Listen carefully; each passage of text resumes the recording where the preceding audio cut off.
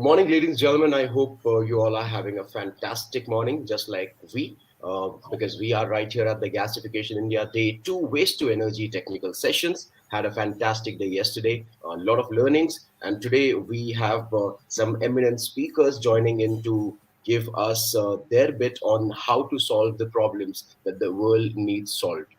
Panel discussion will be about carbon capture utilization and storage support future of waste to energy projects. It's truly an honor to invite the moderator for the session, Mr. Ramesh Bujhare, Carbon Management Specialist.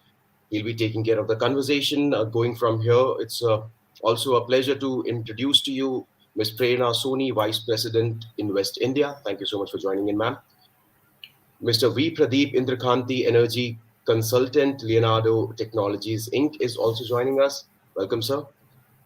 I would also like to welcome Madhura Mitra, Director, Climate Change and Sustainability Advisory, Prince Waterhouse Coopers Private Limited. Thank you so much, ma'am. I'll let our moderator for the session, Mr. Bujhare, to take this conversation forward. We have an hour for this, and I'm absolutely sure that all of you listening to this conversation will have a great time. Thank you, Ravinji. And it's my pleasure to be part of this particular conference. And our esteemed panelists, thank you very much for joining this session. And topic, as you know, is CCU, a future of waste to energy. It's a very relevant topic in today's context. There is a talk of climate change, 1.5 degrees C, 2 degrees C. And in that sense, CCUS is recognized as one of the basically pathway for net zero. Waste to energy historically, as we know, was about converting waste to energy while we take care of waste generation. But many of the processes produce CO2, and CO2 being the greenhouse gas leading to the global warming, there is a need to take care of that CO2 also. So in fact, CO2 is also waste in that context. So we have got esteemed panel. We will be covering different topics. In all these waste to energy projects or CCUs, the main concern is about the cost. There are technologies, new technologies coming up, but then the bottleneck remains basically the cost. So our panelists will cover both technical as well as commercial parts, and what are the constraints, what are the barriers for commercialization of new technologies, what are the barriers for the existing plants which have been there installed. Some of them are working, some of them are not working, and the scenario worldwide is different. What is true for developed economies may not be applicable in the Indian context, because the waste is different, amount is different, geography is different. So to begin with, we have got the panelists. Ms. Madhuraji, would you be starting, and may I request you to give your views on that, and what is the status of the plants in India, in the world? Over to you. Yeah, thank you, Ramesh ji. I hope I'm audible to all of you. So if you can hear me, then I'll start. Yeah, I can hear you. Okay. Yes, very pertinent points you raised, in your introduction. I just wanted to highlight a few things, and some cliched information also I would like to repeat. One is that our waste sector actually emits 3% of the total greenhouse gases that India emits. That is as per the latest biennial report that we have. So that's a very important point for us to remember, because if we can avoid emissions, greenhouse gas emissions, CO2 and others from the waste sector through waste to energy or waste to value, and then can capture the remaining, carbon to either utilization or storage of carbon, then we can get rid of this 3% emissions that are coming, which is a huge number, if we absolute value. Also, some more statistics I would like to share. That is around 60 million tons of waste,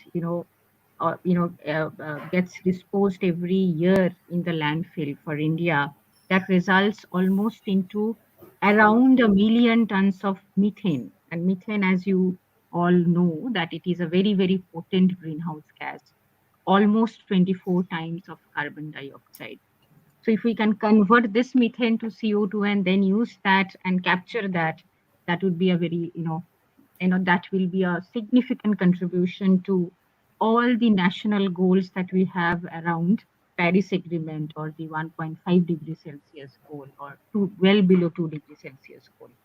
So it's very important for us to capture the waste that is coming out of landfill to see that we can avoid any waste related emissions, be it methane or CO2. And then we'll have to see how the remaining CO2 that is coming out of a flue gas chamber or wherever, how we can then capture that as well. So now the question is, in India, if we look at the historical figures, we will see that both waste to energy and carbon capture both have been practiced, especially waste to energy. This particular initiative has been practiced historically in a very, very significant manner. And if I just give you some more statistics, you will know that under the Kyoto Protocol, just before Paris Agreement, we completed the Kyoto Protocol regime. Around 84 projects got registered under the Clean Development Mechanism of Kyoto Protocol. And we traded carbon credit, through waste to energy projects. And there were 84 projects, and that led to around 64 million tons of CO2 avoidance just from waste to energy. So waste to energy projects, and it doesn't always involve waste to, waste pressure to energy, waste heat to energy, and in certain cases, all the emissions that happened in the handling of waste, we try to convert that to energy. So combining all that, it is somewhere around 64 million tons of CO2 that we avoided from these projects. So waste to energy is not something very new for the country. We have already practiced that. Our industries have already implemented several projects. But there is the next step would be to combine CCUS to that waste to energy initiative that is already there in our country. And if I talk about CCUS also, some very significant, again, I'm talking about waste to energy separately and CCUS separately. If I do that, then there are quite a few good examples in our country. For example, if you look at Hindustan Zinc Limited, and it has come out in their last TCFD report. In their 2050 vision, they are saying all the off gases that are coming out from their processes, they will capture 100% of that. 50% will be converted to concrete, and 50% will be converted to soil carbon. That is a very, very important point to note, because the moment you convert the CO2 into soil carbon, you are creating a long-term carbon sink, and you are enhancing the fertility of the soil, which in turn will help in the agricultural productivity and plantations as well. So this is a very long-term, forward-looking process to capture in the soil, all the carbon that we are trying to capture, and then try and see how we can create a long-term carbon sink, long-term carbon capture. That way, it will actually lead to our overall net zero goal as a country. We have committed by 2070 will become net zero. So that it helps there. So the point that I'm trying to make is we have already made progress in terms of waste to energy. We are trying to do CCUS. Tata Steel has already declared, as you know, 5 tons per day of carbon capture. And then other plants are also looking at somewhere around 10 tons per day of this carbon capture. So there are progresses happening. Now we need to converge waste to energy and carbon together. That is the next step, and that is what we are trying to talk about today. And as Ramesh, you highlighted, there are of course certain challenges around that.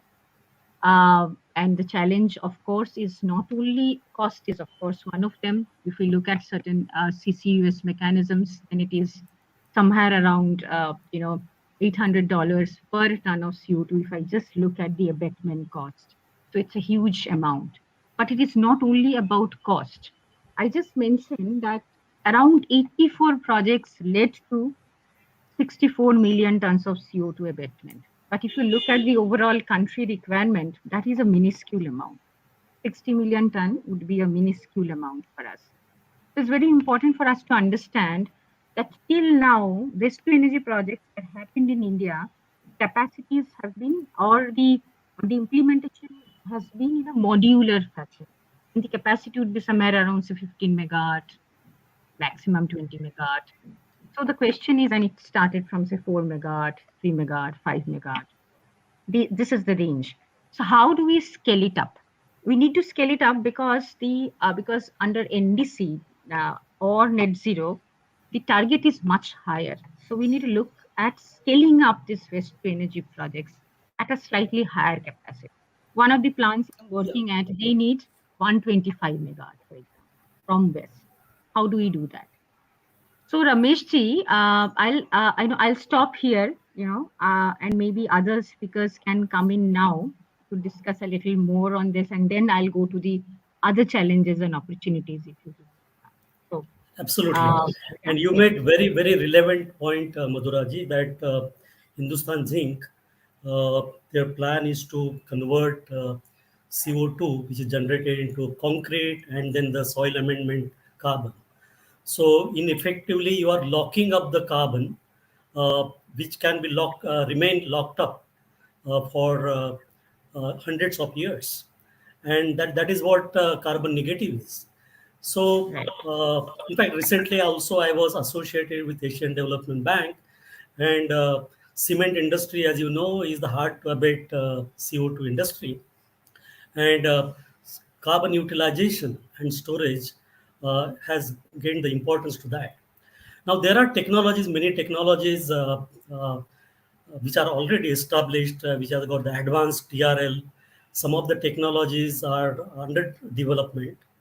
Uh, I would request Dr. Pradeep Indrakanti to touch upon the technologies available, what is the status of those technologies, and give us some glimpses of the technologies on that.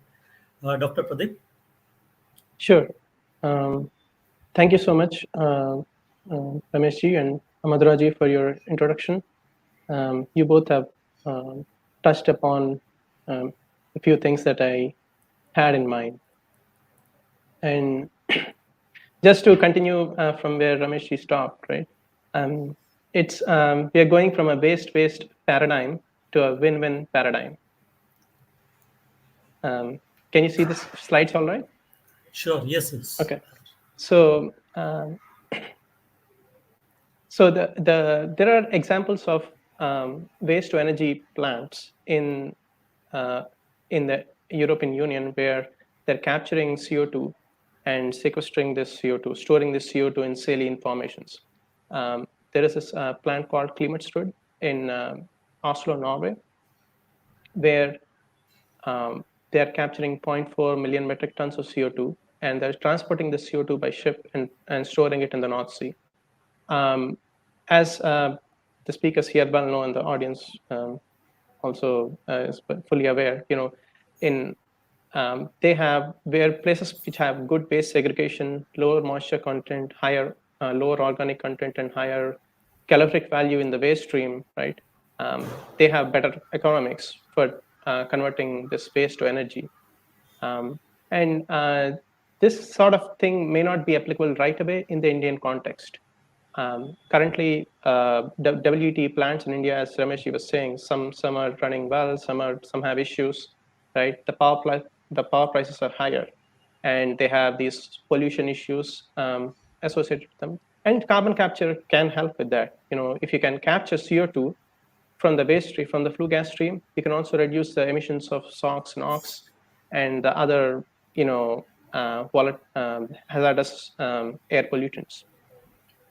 But right away, you cannot it's not a bolt-on technology for the current Indian waste-to-energy plants because it's energy intensive and energy is a premium quantity. And in the US context, there is policy support in the form of 45Q tax credits. It's essentially a production tax credit, right? If you store or use CO2, either for EOR or for saline storage, you can get a tax credit.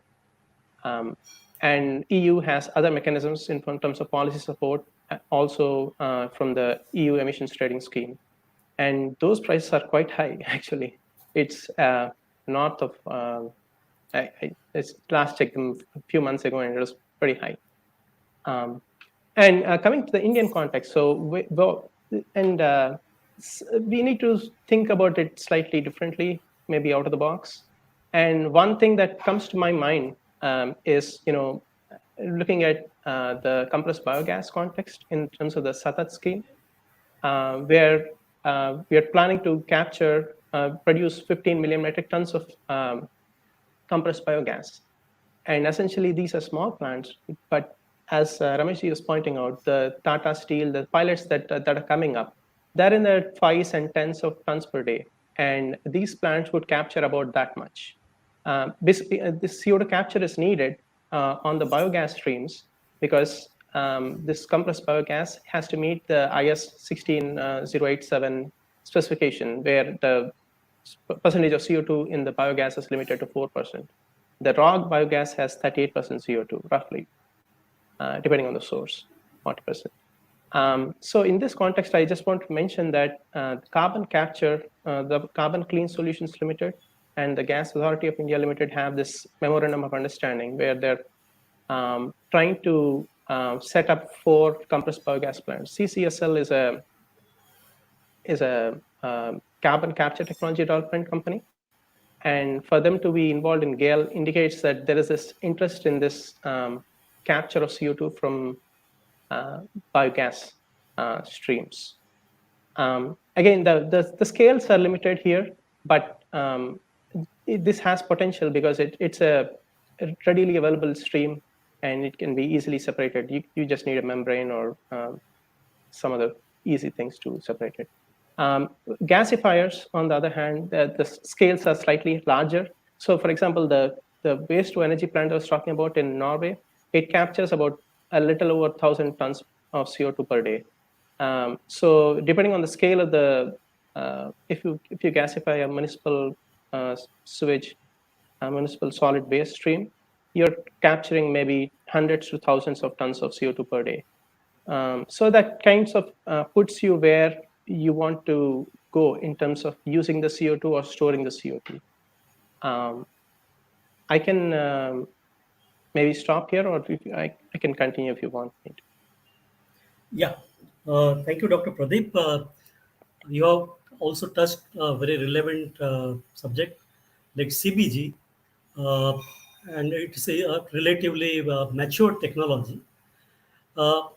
As far as the power generation is concerned or the electricity is concerned, there are other ways. For example, solar energy. It has got also the some limitations with respect to storage and non-availability 24/7. And at this stage, basically the storage cost is very significant. Best way for the waste to energy plants is to avoid CO2 formation. Now, for example, our main theme of this particular conference is gasification and the coal gasification in that. But we are taking out the coal from inside the earth and then putting back CO2 into the atmosphere, which is leading to the global warming. Now, what about the carbon, which is already available above the earth? Biomass or food waste or any kind of waste which has got a carbon. So, though we are talking about decarbonization of energy sector, it's not possible to decarbonize as far as the chemical industry is concerned. We do need carbon. We do need carbon in the in chemicals, biochemicals, plastics. So carbon is going to be the source, and if it comes from the renewable feedstock like biomass, or MSW organics or single-use plastics. So there are technologies which are being developed. Uh, a lot of investment has been done at lab scale, pilot plant scale, and even demo scales. But still, the barrier remains, and that is the technical viability. Though in terms of LCA, life cycle analysis, it shows that it does reduce the carbon footprint, but the investment is a bottleneck. And in that context, I think Prerna Soniji would be throwing some light on that particularly. She's from Investment India and the right person to talk about that. So please, Prerna. Sure. Thank you so much, Rameshji. So, of course, I'm not a technical expert in this particular area, but I do understand investments, and I understand that in the end of the day, when we're talking about money coming into any sector, or when we're talking about profitability of any sector, which is how you enhance growth, economies of scale really matter. Your unit economics really matter. And when I look at the entire energy ecosystem in India, and as a matter of fact, globally, I think one thing which is very interesting is the learnings that we can get from sectors such as renewable energy. You did refer to solar, and we've seen. The kind of costing that the world was noticing, especially for solar energy. There was a time when we it was not competitive with traditional energy, while the technology was there, while there were aspects of solar energy which were working. However, overall, in the scheme of things, it was not a viable and a competitive source of energy. The reason it became competitive, one was with technological advancements, and second, economies of scale that could be brought into place. When we talk about CCS as a matter of fact, and we look at how global budgets are playing in, Pradeep also mentioned Norway's been doing a lot of work. UK has put in $1 billion and plus for as a budget. US and Canada, but if we drill down, we'll realize that a lot of work has actually happened in US and Canada, and Norway and UK actually cancelled a lot of these projects. China right now, along with ADB, as you mentioned, has done a lot of these projects very recently, considering the amount of carbon waste. But when we put it in the Indian perspective, I think one has to also highlight and reflect on the fact that a lot of these carbon emissions, especially from the perspective of CCS, come into play from industrialization. When India is moving towards that 5 trillion economy, when India is saying that we will have more than 25% of our GDP coming from manufacturing, that means our carbon emissions are only going to increase. We are talking about our commitments to the Paris Agreement, but the fact that we are moving towards achieving it, on the other side we will see an increase in manufacturing, hence there is going to be more and more carbon emissions in the country. So the one way where we can approach a lot of this can be actually going the renewable way. How we started there was through viability gap fundings that the government was providing.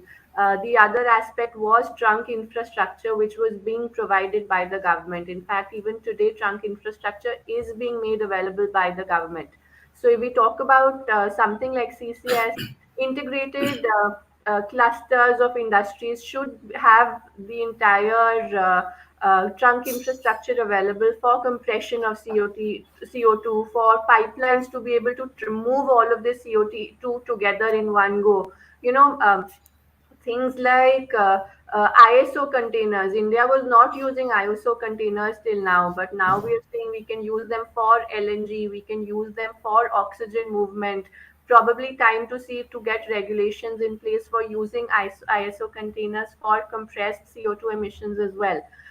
Long story short, I think the aspect of providing viability gap funding, till the time technologies make this ecosystem viable on its own to be able to manage without government support and costings come down with economies of scale, is certainly one way to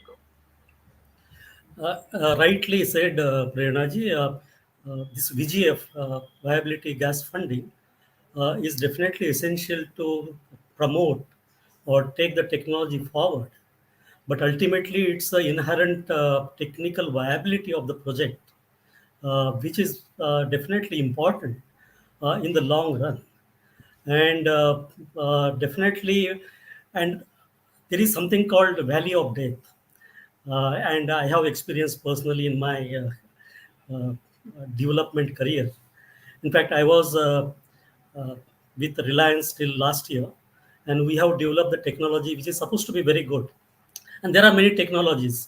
So, for example, MSW organics, conventional technologies are incineration technology, pyrolysis, and all, but they need drying of the waste.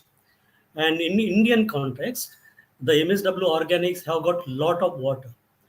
If you compare the MSW in developed countries or rich countries, then the content of moisture is much less. So unfortunately or fortunately, whatever, but nature of waste also depends on the whether the country is developing or whether this company developed. And another thing is that with the online shopping, and particularly after pandemic, we have been using online shopping extensively. And you will see for small, even USB, if I order, I will get the big packaging. So this has resulted in the more waste and different kind of waste. So there are technologies, and even though technical viability is definitely established, the investment is not coming because the uh, investors or the private industries, they are investing in the laboratory scale because the investment is low. They will also commit to take it to the demo scale, but from demo scale to commercial scale there is a big jump, and naturally the investment also is very high. uh, if it takes off, then there is no limit. I mean, all the startups are like that. But the startups of in the information technology are different than the chemical industry startups, as you know. So it's called the value of death, and if we overcome that, basically, then there are technologies which can be taken off. I am seeing Dr. Kasba is not there on the panel, and he was supposed to give his views on practical considerations, what is going on the ground level. I think he is not there. Audience, I will request you to post your questions. We can take those questions after second round of our discussions from our panelists. But please feel free to express your views, and please put up your questions so that we make this discussion most fruitful and engaging and compelling. Now, having said that, Pradeep, would you like to touch upon technologies which are at the scale, which are waiting for to be commercialized, and how it helps basically the waste to energy or waste to wealth? I would say, I won't say waste to energy, because there are energy options. What we don't have the options is the waste to chemicals. Right. So I would suggest that if you can touch upon those topics, it would be most useful. Sure, sure. Thank you. So continuing where I left off, thank you, Prernaji, for bringing up the point about capacity building. It's a really big the Northern Lights project that I was talking about in the EU. It's an exercise in that trunk infrastructure. They are bringing CO2 from different streams, different industries, and they're sequestering it in one location. And that is kind of is a segue to where we can store the. Let me touch upon where we can store the CO2, and then I will go on to where we can what technologies we have to convert the CO2. So there are several sedimentary basins as well as basalt formations, the Deccan Traps, for example, where you can store and or convert the CO2. Some of the ones highlighted here in the upper right corner, the Assam Shelf, the Krishna Godavari Basin, the Kaveri Basin, and the Assam Arakan Fold Belt. These are basins which have very high CO2 storage potential and also high storage feasibility in terms of existing oil and gas infrastructure, in terms of access to pipeline networks, and so on. And obviously, EOR has been CO2 EOR. I mean, the injection of CO2 to produce to increase the oil production from depleted oil and gas formations. It is a commercial technology. It has been practiced very heavily in the US. There are some pilot tests that are happening, and IOCL is planning a few things. But it has yet to take off in the Indian context. So I see this as like a longer term, maybe 5-10 years down the line, a play where you can identify, characterize all the relevant reservoir formations, and as Prernaji pointed out, build up this capacity to capture the CO2, capacity to transport the CO2, and capacity to store the CO2, and capacity to monitor the CO2 so that the whatever is injected does not leak out. Right. So all these things need to go into place before a viable CC carbon capture and storage deployment can happen. In the near term, on the other hand, there are solutions where you can convert CO2 and hydrogen, for example, or syngas, which contains carbon monoxide, carbon dioxide, and hydrogen, to biofuel. We have heard talks from Mr. Ramakrishna yesterday and Mr. Jain from Lancetech, where there are these technologies that convert CO2 to biofuels, for example. Using electricity, they are converting CO2 to carbon monoxide and carbon monoxide to ethanol, and ethanol to petrol, gasoline. And there are companies such as the startups such as Nova Nutrients, where they're using CO2 and electricity and producing nutrients or protein feed for basically fish feed. And there are other startups which are tweaking with bacteria. So they're changing, they're genetically modifying the bacteria to produce building blocks. I call it like building the building blocks. So the building block chemicals, which can be further used in downstream petrochemical industries. All of this, and as Mr. Ramesh mentioned earlier, right? So when you have technologies such as HTL, where you can bring in the biomass which already contains CO2. If you have an algae pond, right? It captures it has the CO2, it captured the CO2 already. You take this biomass and have a HTL system, and you can produce a biofuel. And you can embody the biofuel embody the carbon that is present in the biofuel. So all these things play a role. Some are near term, some are longer term, but this is a very exciting field to be in, I would say, at this time. Thank you, Pradeep. You touched upon again very relevant topics about chemicals and from CO2. Now, the crux of the whole thing is the hydrogen and electricity. And unless it comes from renewable source, from energy balance point of view, definitely it's negative. If you say hydrogen for the energy point of view, but hydrogen becomes a facilitator for converting any carbon or CO2 to useful products. You have touched upon algae, how to convert CO2, atmospheric CO2 to biomass. There's already biomass available in terms of waste. So this is in fact called bioenergy CCUS, and it is an energy negative pathway. So you take out CO2 from atmosphere or the point sources, grow biomass, convert it into basically the drop-in fuel. Because if you convert into fuel or something fuel gas, probably there are some limitations.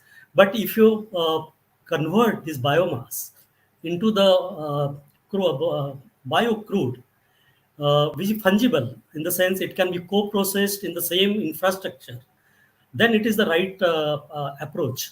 For example, sustainable aviation fuel. We have been talking about electricity from solar, but as I said earlier, the battery is an option, and years to come, aviation industry is unlikely to have any alternate source other than the liquid fuel. Small aeroplanes or short range aeroplanes, probably they will have hydrogen sourced energy or even the batteries. But it is the long haul and high capacity aeroplanes, over 1,000 kilometer flight, which contribute significant amount of CO2 to global warming. And there is only option available is only sustainable aviation fuel as a liquid fuel. So algal oil plays very important role. Similarly, converting biomass to syngas as a building block, as you said correctly, and then taking forward it to the various chemicals which are sustainable. So, audience, as you must have seen, that CCUS is definitely facilitator and supplementary technology for bioengineering. And bioengineering CCUS, where you can lock carbon in terms of biochar. In fact, again, I would like to mention here the gasification conference going on parallelly. If you can replace this coal by the biocoal, and there are ways, for example, hydrothermal carbonization. What it does basically convert biomass into the coal, and which can be replacing the coal traditional way in the equipment. So you don't have to invest into the infrastructure, new infrastructure. And as a result, we will not be taking out carbon in the form of coal from inside the earth, but we are converting. But then the problem is it's not available at one place. We may feel that there is a lot of biomass available, a lot of waste is available, but logistics may not facilitate implementation in reality. So availability of the feedstock at right cost is important. And in that context, I would request Madhuraji to say a few words and share her views. Yeah, as I was mentioning, Rameshji, in the beginning also, availability of feedstock is one of the challenges that the industries are facing. And where I stopped, I was trying to say that I mean, so far we have seen, say, plants up to say 15 megawatt maximum, or say 20 megawatt. But if we have to expand this, because we are talking about a net zero future, we are talking about some 33% emissions intensity reduction, which is a huge absolute value. And if that has to happen, I'm currently working with a plant with one of the manufacturing industries. So they are looking for a round the clock. They need, because they are manufacturing, they need round the clock energy, and that too say around 120 megawatt. Their capacity will be somewhere around 120 megawatt. So now to have waste feedstock, talk about biomass only. If they need biomass feedstock, that is also more than 1,000 tons per day. They will need feedstock at a minimum. I'm just giving you a ballpark figure. But that biomass is not available. How to make sure that there is a supply chain to make 1,000 tons per day available every day for them, and that also has a consistent calorific value, because they will finally, it's a cogen plant where they will both use power and steam. How do we make this available is a question that we are facing everywhere. That is question number one. So how do we scale it up? And if we have to scale it up, how do you kind of ensure the supply chain? One is, of course, look at all the biomass vendors, congregate them, and do that. The other way, which we, I mean, as you know, the PricewaterhouseCoopers is a consulting firm, is an advisory firm. What we are trying to advise is, why can't we balance this out with a large scale plantations program? By plantations program, I mean both land plantations, plantations on land, and plantations in water. You talked about algae based energy generation. And we have a very long sea, a coastal line and all. So if we can go for, say, and there are plants which are nearer to the sea, nearer to the coastal line. If they can make use of sea, because we have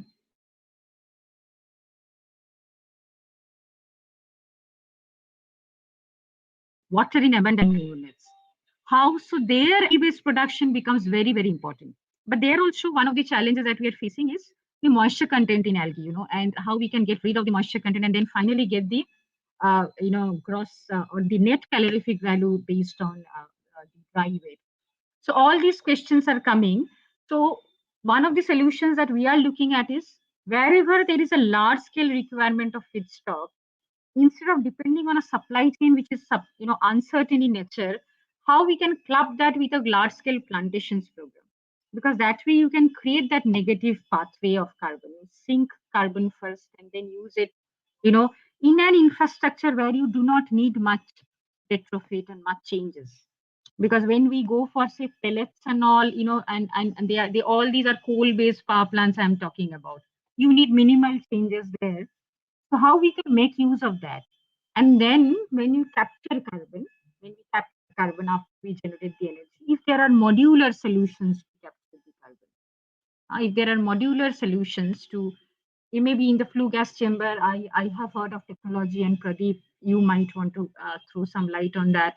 Modular technologies of carbon dissociation, and then you produce carbon black, I think, I'm forgetting. You produce something which is again utilizable. So what I'm trying to say is that availability you ensure, I mean, instead of depending on a third party supply chain, go for plantations. And then so that you can create that negative balance of carbon. And second is, once the carbon comes out, CO2 comes out of flue gas chamber or wherever, how we can capture it in a manner so that we can utilize it. And so these businesses, if they can tie up with other businesses, if a chemical manufacturing plant can tie up with a cement manufacturing plant, then there is a supply chain. There is a win-win business case for them. So we are trying to strike such a balance wherever we are trying to advise our industries and clients. So I'll just stop here, Rameshji. Any thoughts around this? Yeah, you are on mute. I think you are on mute. Yeah. Okay, sorry. You have just mentioned the point. There's a lot of water in the algae, right? And how to remove that Correct. water and make it process. Now, Yes. that is conventionally what used to happen. Because algae, when it is grown, it has got more than 99% water. Imagine. Hmm. Hmm. Okay. And it's like our body. In fact, we see as a person, but our body also has got almost 80% water. Water. Okay. Yeah. So algae behave the same manner. To achieve even 20% algae concentration is a challenge. So there are technologies which do not require removal of water. In fact, water is acting as a reactant, and that is what Pradeep had said. Hydrothermal liquefaction. This is the Ah, technology which doesn't require removal of water. that's Uh, wonderful. Then that is needed so in the industries. Yeah. exactly. So Hmm. water is a reactant, and it's a natural process. Just to give the background of inside that how oil is formed, because there is a lot of temperature inside there, a lot of pressure is there. So temperature and pressure convert biomass or whatever the residual things are there inside there into oil, gas, and coal. This Yeah. particular process is basically developed above the ground. It's a replica of the nature. And incidentally, I was associated with this technology for last Yeah. 10 years. Yeah. We have got patents and all these things also. We can talk later on this subject. Yes. Very interesting. Very, very interesting. Sure, sure. So, so as I said, technologies and India, Europe, China, uh, there are technologies, but I don't know how we are at what stage. China is very leading, uh, uh, but there are some technology leading companies. There are some laggards in the technology. I think Preranaji would be able to throw some light on the technology status and the investment, particularly how to combine that. Would you like to say, Prernaji, on that?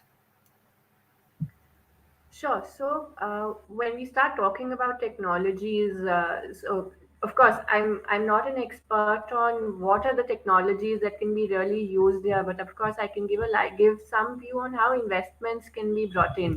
I think a large part of how we, again, going back to the renewable energy story, the way we got technologies, a lot of our dependence at one point in time was on China. We were getting all of our panels from China, and that's when we started incentivizing manufacturing within the country.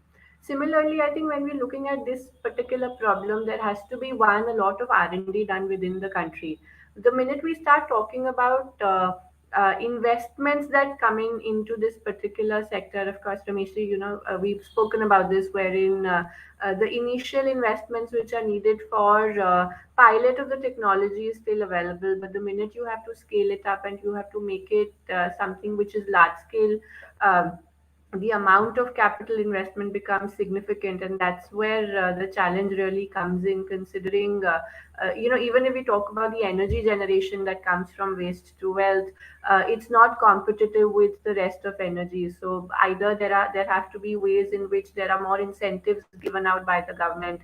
There certainly has to be a tipping fees that needs to be brought into the entire ecosystem when we're talking about waste. There has to be some sort of a way to get more partnerships. So while and this is something that we've seen in sectors such as EVs, wherein there are certain technologies which are available. So, to give you an example, ISRO had a technology for battery manufacturing, which they were ready to give out to anybody who would want to set up a plant in the country.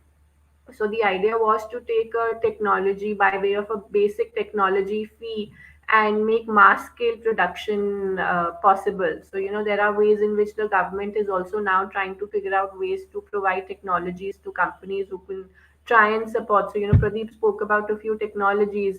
If there is a way we can bring in the government ecosystem to support that, then there are examples of what the industry themselves are doing. We were talking about cement, and there's a classic example of what Dalmia Cement is trying to do. They've brought down their emissions down to 456 tons kilowatt hour as against the global standard of 900, and their focus is that by 2040 they would want to bring it to minus 40 kilowatt hour tons. And that is the kind of industry initiative. Madhura spoke about what Jindal is doing.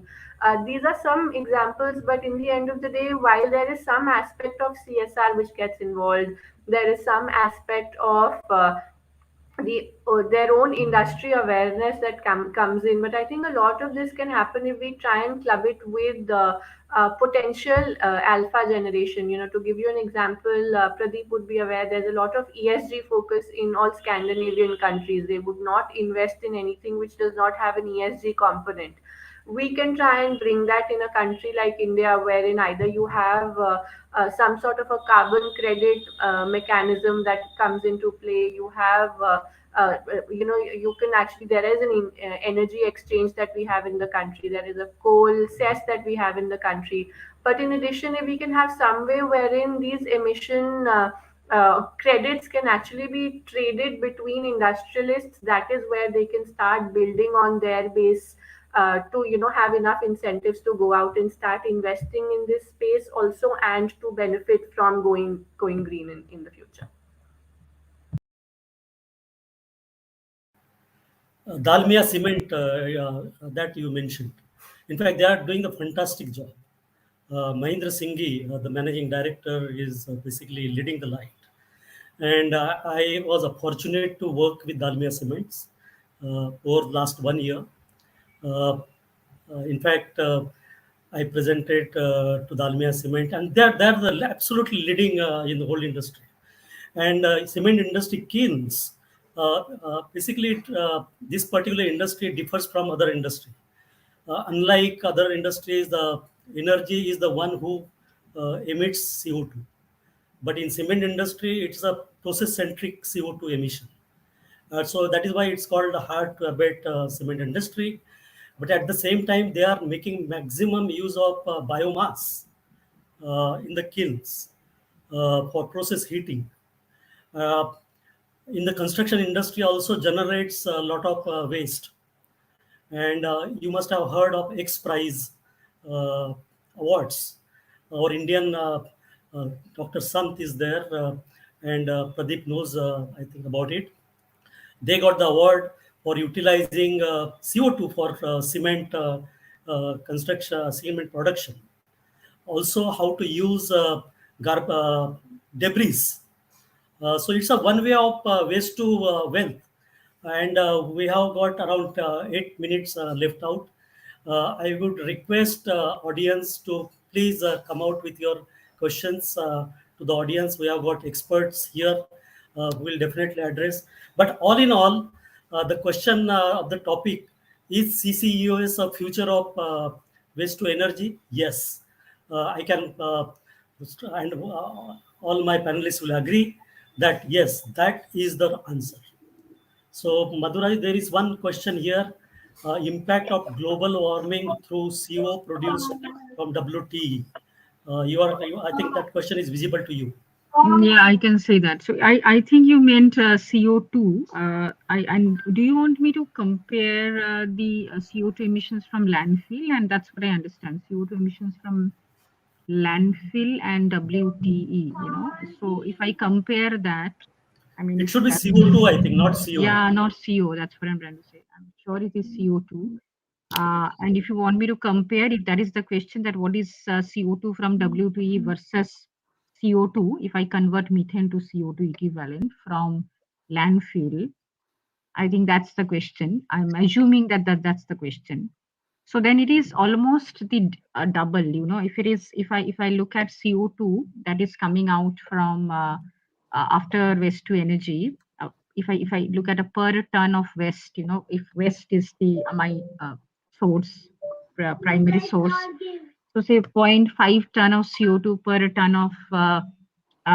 ton of waste is what you get after from WTE.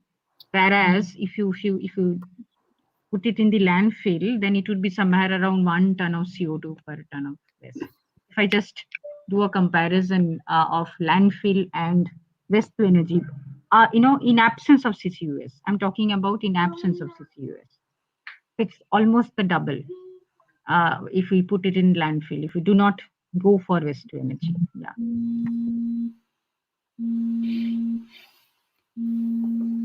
There is.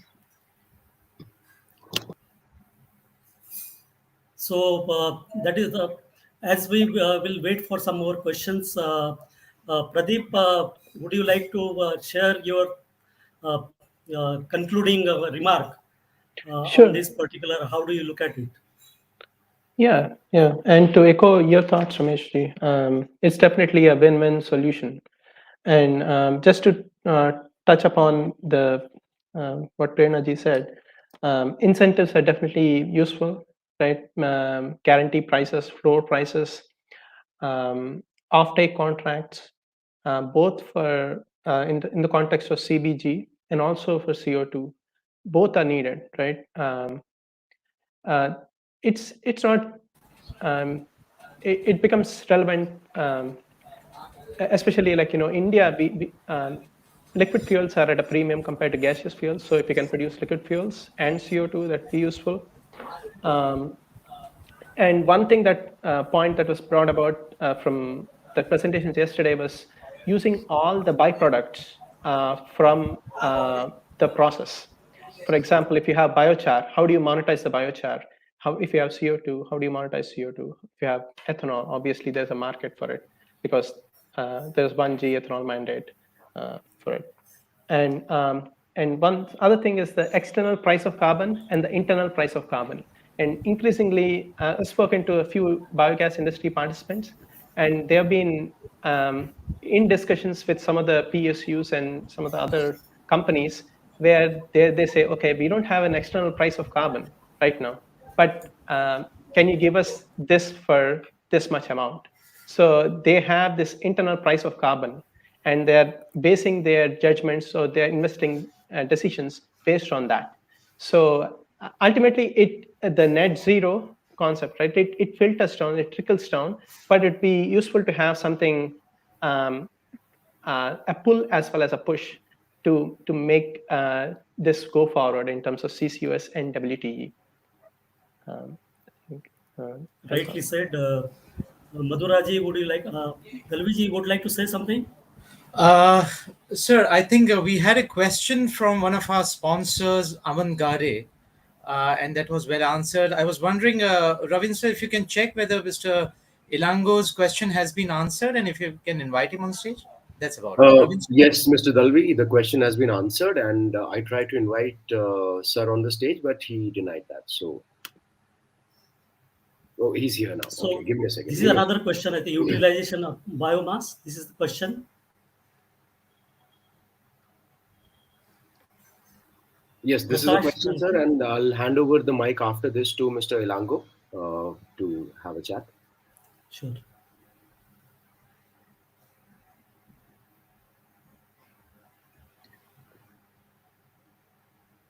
Mr. Bujare, I would let you answer the question, or anybody in the panel would want to. I can answer this question. Please, sir. So this will be the circular economy, in the sense biomass absorbs CO2 from atmosphere and then converts into biomass. And when you're utilizing in rotary kiln, ultimately it burns and again CO2 gets formed. But unlike fossil fuel, uh, this is a circular, it goes back again to the atmosphere and CO2. To that extent, reduction of CO2, not per se negative, not net zero approach, but it's a circular economy approach. So we get the thermal energy, but we are replacing the fossil fuel by the biomass. And to that extent, I was presenting the slide there. So there is a not net reduction of CO2, but it's a reduction of the CO2. Hope I answered the question. So it's a second biomass without CCS. This is the carbon neutral approach. But to make it carbon negative, you have to utilize that CO2 and, for example, mineralization is one option where you can basically permanently store the CO2. Then it will become a reduction of the carbon. I hope I answered the questions. Soni, Prernaji, your concluding remark on this topic? Sure. Thank you, Ramesh. I think one of the aspects is going to be more awareness about using CCUS. A lot of industries don't really understand the crucial impact that this can create on their industry as well as the entire ecosystem. So more and more awareness within the Indian ecosystem is certainly necessary.